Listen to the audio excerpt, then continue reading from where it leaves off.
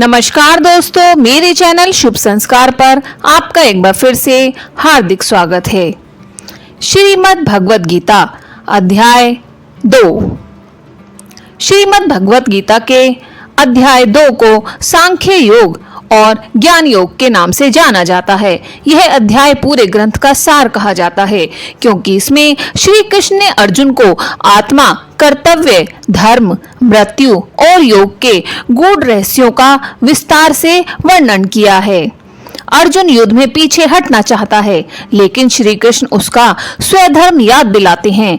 कर्म करते हुए फल की चिंता न करने का उपदेश यहीं पर दिया गया है। श्री कृष्ण बताते हैं कि आत्मा न कभी जन्म लेती है न मरती है। यह नित्य, अजन्मा और अविनाशी है। जो सुख दुख, मान अपमान, जय पराजय में एक सा रहता है, वह स्थिति प्रज्ञ कहलाती है। ऐसा व्यक्ति मोक्ष की ओर अग्रसर होता है। यह अध्याय कर्मयोग की नींव रखता है। इसमें बताया गया है कि बिना आसक्ति के कर्म करना ही सच्चा योग है। श्री कृष्ण समझाते हैं कि मन की शांति तब मिलती है जब हम इंद्रियों के वश में न रहकर विवेकपूर्ण जीवन जीते हैं। आइए शुरू करते हैं श्रीमद् भगवत गीता अध्याय 2। संजय बोले, उस प्रकार करुणा से व्याप्त और आंसुओं से पूर्ण तथा व्याकुल नेत्रों वाले शोक युक्त उस अर्जुन के प्रति भगवान मधुसूदन ने यह वचन कहा। श्री भगवान बोले, हे अर्जुन, तुझे इस असमय में यह मोह किस हेतु से प्राप्त हुआ? क्योंकि न तो यह श्रेष्ठ पुरुषों द्वारा आचरित है, न स्वर्ग को देने वाला है और न कीर्ति को करने वाला ही है। इसलिए हे अर्जुन, नपुंसकता को मत प्राप्त हो। तुझ में यह उचित नहीं जान पड़ती है। हे परंतप हृदय की तुच्छ दुर्लभता को त्याग कर युद्ध के लिए खड़ा हो जा। अर्जुन बोले, हे मधुसूदन, मैं रणभूमि में किस प्रकार बाणों से भीष्म पितामह और द्रोणाचार्य के विरुद्ध लड़ूंगा? क्योंकि हे अरिसुदन, वे दोनों ही पूजनीय हैं। इसलिए इस महानुभाव गुरुजनों को न मारकर मैं इस लोक में भिक्षा का अन्न भी खाना कल्याणकारक समझता हूँ, क्योंकि गुरुजनों को मारकर भी इस लोक में रुधिर से सने हुए अर्थ और काम रूप भोगों को ही तो भोगूंगा। हम यह भी नहीं जानते कि हमारे लिए युद्ध करना और न करना, इन दोनों में से कौन सा श्रेष्ठ है, अथवा यह भी नहीं जानते कि उन्हें हम जीतेंगे या हमको वे जीतेंगे। और जिनको मारकर हम जीना भी नहीं चाहते, वे ही हमारे आत्मीय धृतराष्ट्र के पुत्र हमारे मुकाबले में खड़े हैं। इसलिए कायरता रूप दोष से उपहत हुए स्वभाव वाला तथा धर्म के विषय में मोहित चित हुआ मैं आपसे पूछता हूँ कि जो साधन निश्चित कल्याण कारक हो वह मेरे लिए कहिए, क्योंकि मैं आपका शिष्य हूँ। इसलिए आपकी शरण हुए मुझको शिक्षा दीजिए, क्योंकि भूमि में निष्कपट धन धान्य संपन्न राज्य को और देवताओं के स्वामी पने को प्राप्त होकर भी मैं उस उपाय को नहीं देखता हूँ जो मेरी इंद्रियों के सुखाने वाले शोक को दूर कर सके। संजय बोले, हे राजन, निंद्रा को जीतने वाले अर्जुन अंतर्यामी श्री कृष्ण महाराज के प्रति इस प्रकार कहकर फिर श्री गोविंद भगवान से युद्ध नहीं करूंगा यह स्पष्ट कहकर चुप हो गए। हे भरतवंशी धृतराष्ट्र, अंतर्यामी श्री कृष्ण महाराज दोनों सेनाओं के बीच में शोक करते हुए उस अर्जुन को हंसते हुए ये वचन बोले। श्री भगवान बोले, हे अर्जुन, तू न शोक करने योग्य मनुष्यों के लिए शोक करता है और न पंडितों के से वचन को कहता है, परंतु जिनके प्राण चले गए हैं उनके लिए और उनके जिनके प्राण नहीं गए हैं उनके लिए भी पंडित जन शोक नहीं करते हैं। न तो ऐसा ही है कि मैं किसी काल में नहीं था या तू नहीं था, अथवा ये राजा लोग नहीं थे, और न ऐसा ही है कि इससे आगे हम सब नहीं रहेंगे। जैसा जीवात्मा की इस देह में बालकपन, जवानी और वृद्धावस्था होती है, वैसे ही अन्य शरीर की प्राप्ति होती है। उस विषय में धीर पुरुष मोहित नहीं होता है। हे कुंती पुत्र, सर्दी गर्मी और सुख दुख को देने वाले इंद्रिय और विषयों के संयोग को उत्पत्ति विनाशशील और अनित्य है। इसलिए हे भारत, उनको तू सहन कर, क्योंकि हे पुरुष श्रेष्ठ, सुख दुख को समान समझने वाले जिस धीर पुरुष को ये इंद्रियां और विषयों के संयोग व्याकुल नहीं करते, वह मोक्ष के योग्य होता है। असत वस्तु की तो सत्ता नहीं है और सत का भाव नहीं है। इस प्रकार इन दोनों को ही तत्वज्ञानी पुरुषों द्वारा देखा गया है। नाश रहित तू उसको जान जिससे यह संपूर्ण जगत दृश्य वर्ग व्याप्त है। इस अविनाशी का विनाश करने में कोई भी असमर्थ नहीं है।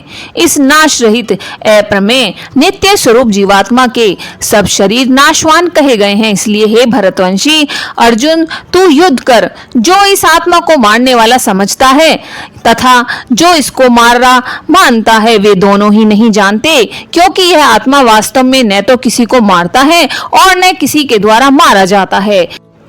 यह आत्मा किसी काल में भी न तो जन्मता है और न मरता ही है तथा न यह उत्पन्न होकर फिर होने वाला ही है, क्योंकि यह अजन्मा नित्य सनातन और पुरातन है। शरीर के मारे जाने पर भी यह नहीं मारा जाता है। हे प्रथापुत्र अर्जुन, जो पुरुष इस आत्मा को नाश रहित नित्य अजन्मा और अव्यय जानता है, वह पुरुष कैसे किसको मरवाता है और कैसे किसको मारता है। जैसे मनुष्य पुराने वस्त्रों को त्याग कर दूसरे नए वस्त्रों को ग्रहण करता है, वैसे ही जीवात्मा पुराने शरीरों को त्याग कर दूसरे नए शरीरों को प्राप्त होता है। इस आत्मा को शस्त्रादि नहीं काट सकते, इसको आग नहीं जला सकती, इसको जल नहीं गला सकता और वायु नहीं सुखा सकती, क्योंकि यह आत्मा अछेद्य है तथा यह आत्मा नित्य सर्वव्यापी अचल स्थिर रहने वाला और सनातन है। यह आत्मा अव्यक्त है, यह आत्मा अचिंत्य और यह आत्मा विकार रहित कहा जाता है। इससे हे अर्जुन, इस आत्मा को उपयुक्त प्रकार से जानकर तू शोक करने के योग्य नहीं है, अर्थात तुझे शोक करना उचित नहीं है। किंतु यदि तू इस आत्मा को सदा जन्मने वाला तथा सदा मारने वाला मानता है, तो भी हे महाबाहो, तू इस प्रकार शोक करने को योग्य नहीं है, क्योंकि इस मान्यता के अनुसार जन्मे हुए की मृत्यु निश्चित है और मरे हुए का जन्म निश्चित है। इससे भी इस बिना उपाय वाले विषय में तू शोक करने योग्य नहीं है। हे अर्जुन, संपूर्ण प्राणी जन्म से पहले अप्रकट थे और मरने के बाद भी अप्रकट हो जाने वाले हैं, केवल बीच में प्रकट हैं। फिर ऐसी स्थिति में क्या शोक करना। कोई एक महापुरुष ही इस आत्मा को आश्चर्य की भांति देखता है और वैसे ही दूसरा कोई महापुरुष ही इसके तत्व का आश्चर्य की भांति वर्णन करता है तथा दूसरा कोई अधिकारी पुरुष ही इसे आश्चर्य की भांति सुनता है और कोई कोई तो सुनकर भी इसको नहीं जानता। हे अर्जुन, यह आत्मा सबके शरीरों में सदा ही अवैध्य है। इस कारण संपूर्ण प्राणियों के लिए तू शोक करने को योग्य नहीं है तथा अपने धर्म को देखकर भी तू भय करने योग्य नहीं है, यानी तुझे भय नहीं करना चाहिए, क्योंकि क्षत्रिय के लिए धर्मयुक्त युद्ध से बढ़कर दूसरा कोई कल्याणकारी कर्तव्य नहीं है। हे पार्थ, अपने आप प्राप्त हुए और खुले हुए स्वर्ग के द्वार रूप से इस प्रकार के युद्ध को भाग्यवान क्षत्रिय लोग ही पाते हैं, किंतु यदि तू इस धर्मयुक्त युद्ध को नहीं करेगा तो स्वधर्म और कीर्ति को खोकर पाप को प्राप्त होगा तथा सब लोग तेरी बहुत काल तक रहने वाली अपकीर्ति का भी कथन करेंगे और मान्य पुरुष के लिए अपकीर्ति मरण से भी बढ़कर है और जिनकी दृष्टि में तू पहले बहुत सम्मानित होकर अब लघुता को प्राप्त होगा, वे महारथी लोग तुझे भय के कारण युद्ध से हटा हुआ मानेंगे। तेरी वैरी लोग तेरे सामर्थ्य की निंदा करते हुए तुझे बहुत से न कहने योग्य वचन भी कहेंगे। उससे अधिक दुख और क्या होगा। या तो तू युद्ध में मारा जाकर स्वर्ग को प्राप्त होगा अथवा संग्राम में जीतकर पृथ्वी का राज्य भोगेगा। इस कारण हे अर्जुन, तू युद्ध के लिए निश्चय करके खड़ा हो जा।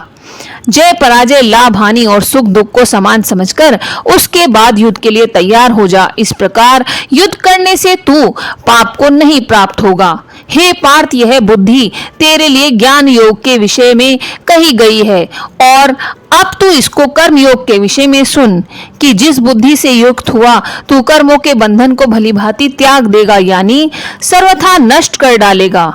इस कर्म योग में आरंभ का अर्थात बीज का नाश नहीं है और उल्टा फल रूप दोष भी नहीं है, बल्कि इस कर्म योग रूप धर्म का थोड़ा सा भी साधन जन्म रूप महान भय से रक्षा कर लेता है। हे अर्जुन, इस कर्म योग में निश्चयात्मिका बुद्धि एक ही होती है, किंतु स्थिर विचार वाले विवेकहीन सकाम मनुष्यों की बुद्धियां निश्चित ही बहुत भेदों वाली और अंततः होती हैं। हे अर्जुन, जो भोगों में तन्मय हो रहे हैं और जो कर्म फल के प्रशंसक वेद वाक्यों में प्रीति रखते हैं, जिनकी बुद्धि में स्वर्ग ही परम प्राप्य वस्तु है और जो स्वर्ग से बढ़कर कोई दूसरी वस्तु नहीं है, ऐसा कहने वाले हैं, वे अविवेकी जन इस प्रकार की जिस पुष्पित यानी दिखाऊ शोभायुक्त वाणी को कहा करते हैं, जो कि जन्म रूप कर्म फल देने वाली एवं भोग तथा ऐश्वर्य की प्राप्ति के लिए नाना प्रकार की बहुत सी क्रियाओं का वर्णन करने वाले हैं, उस वाणी द्वारा जिनका चित्त हर लिया गया है, जो भोग और ऐश्वर्य में अत्यंत आसक्त है, उन पुरुषों की परमात्मा में निश्चित्यामिका बुद्धि नहीं होती है। हे अर्जुन, वेद उपर्युक्त प्रकार से तीनों गुणों के कार्य रूप समस्त भोगों एवं उनके साधनों का प्रतिपादन करने वाले हैं। इसलिए तू उन भोगों एवं उनके साधनों, आसक्तिहीन हर्ष शोकादि द्वंद्वों से रहित नित्य वस्तु स्वाधीन अंतःकरण वाला हो। सब ओर से परिपूर्ण जलाशय के प्राप्त हो जाने पर छोटे जलाशय में मनुष्य का जितना प्रयोजन रहता है, ब्रह्म को तत्व से जानने वाले ब्राह्मण का समस्त वेदों में उतना ही प्रयोजन रह जाता है। तेरा कर्म करने में ही अधिकार है, उसके फलों में कभी नहीं। इसलिए तू कर्मों के फल का हेतु मत हो तथा तेरी कर्म न करने में भी आसक्ति न हो। हे धनंजय, तू आसक्ति को त्याग कर तथा सिद्धि और असिद्धि के समान बुद्धि वाला होकर योग में स्थित हुआ कर्तव्य कर्मों को कर। समत्व ही योग कहलाता है। इस समत्व रूप बुद्धि योग से सकाम कर्म अत्यंत ही निम्न श्रेणी का है। इसलिए हे धनंजय, तू समबुद्धि में ही रक्षा का उपाय ढूंढ, अर्थात बुद्धि योग का ही आश्रय ग्रहण कर, क्योंकि फल के हेतु बनने वाले अत्यंत दीन हैं। समबुद्धि युक्त पुरुष पुण्य और पाप दोनों को इसी लोक में त्याग देता है, अर्थात उनसे मुक्त हो जाता है। इससे तू समत्व रूप योग में लग जा। यह समत्व रूप योग ही कर्मों में कुशलता है, अर्थात कर्म बंधन से छूटने का उपाय है, क्योंकि समबुद्धि से युक्त ज्ञानी जन कर्मों के उत्पन्न होने वाले फल को त्याग कर जन्म रूप बंधन से मुक्त हो निर्विकार परम पद को प्राप्त हो जाता है। जिस काल में तेरी बुद्धि मोह रूप दलदल को भली भांति पार कर जाएगी, उस समय तू सुने हुए और सुनने में आने वाले इस लोक और परलोक संबंधी सभी भोगों से वैराग्य को प्राप्त हो जाएगा। भांति भांति के वचनों को सुनने से विचलित हुई तेरी बुद्धि जब परमात्मा में अचल और स्थिर ठहर जाएगी, तब तू योग को प्राप्त हो जाएगा, अर्थात तेरे परमात्मा से नित्य संयोग हो जाएगा। अर्जुन बोले, हे केशव, समाधि में स्थित परमात्मा को प्राप्त हुए स्थिर बुद्धि पुरुष का क्या लक्षण है?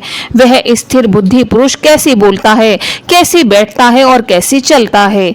श्री कृष्ण बोले, हे अर्जुन, जिस काल में यह पुरुष मन में स्थित संपूर्ण कामनाओं को भली भांति त्याग देता है और आत्मा से आत्मा में ही संतुष्ट रहता है, उस काल में स्थित प्रज्ञ कहा जाता है।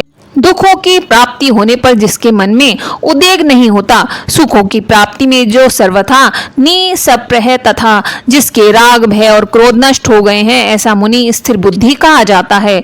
जो पुरुष सर्वत्र स्नेह रहित हुआ उस शुभ या अशुभ वस्तु को प्राप्त होकर न प्रसन्न होता है और न द्वेष करता है, उसकी बुद्धि स्थिर है। जैसे कछुआ अपने सब अंगों को समेट लेता है, वैसे ही जिसने अपनी सब इंद्रियों को हटा लिया है, उसकी बुद्धि स्थिर हो जाती है। इंद्रियों के द्वारा विषय को ग्रहण न करने वाले पुरुष के भी केवल विषय तो निवृत्त हो जाते हैं, परंतु उसमें रहने वाले आसक्ति निवृत्त नहीं होती। हे अर्जुन, आसक्ति का नाश न होने के कारण यह प्रमथन स्वभाव वाली इंद्रियां यत्न करते हुए बुद्धिमान पुरुष के मन को बलात्कार से हर लेती हैं। इसलिए साधक को चाहिए कि वह उन संपूर्ण इंद्रियों को वश में करके समाहित चित्त हुआ मेरे परायण होकर ध्यान में बैठे, क्योंकि जिस पुरुष की इंद्रियां वश में होती हैं उसी की बुद्धि स्थिर होती है। विषयों का चिंतन करने वाले पुरुष की उन विषयों में आसक्ति हो जाती है। आसक्ति से उन विषयों की कामना उत्पन्न होती है और कामना में विघ्न पड़ने से क्रोध उत्पन्न होता है। क्रोध से अत्यंत मूढ़ भाव उत्पन्न हो जाता है। मूढ़ भाव से स्मृति में भ्रम हो जाता है। स्मृति में भ्रम हो जाने से बुद्धि अर्थात ज्ञान शक्ति का नाश हो जाता है और बुद्धि का नाश हो जाने से यह पुरुष अपनी स्थिति से गिर जाता है। परंतु अपने अधीन किए हुए अंतःकरण वाला साधक अपने वश में की हुई राग द्वेष से रहित इंद्रियों द्वारा विषयों में विचरण करता हुआ अंतःकरण की प्रसन्नता को प्राप्त होता है। अंतःकरण की प्रसन्नता होने पर इसके संपूर्ण दुखों का अभाव हो जाता है और उस प्रसन्न चित्त वाले कर्मयोगी की बुद्धि शीघ्र ही सब ओर से हटकर एक परमात्मा में ही भलीभांति स्थिर हो जाती है।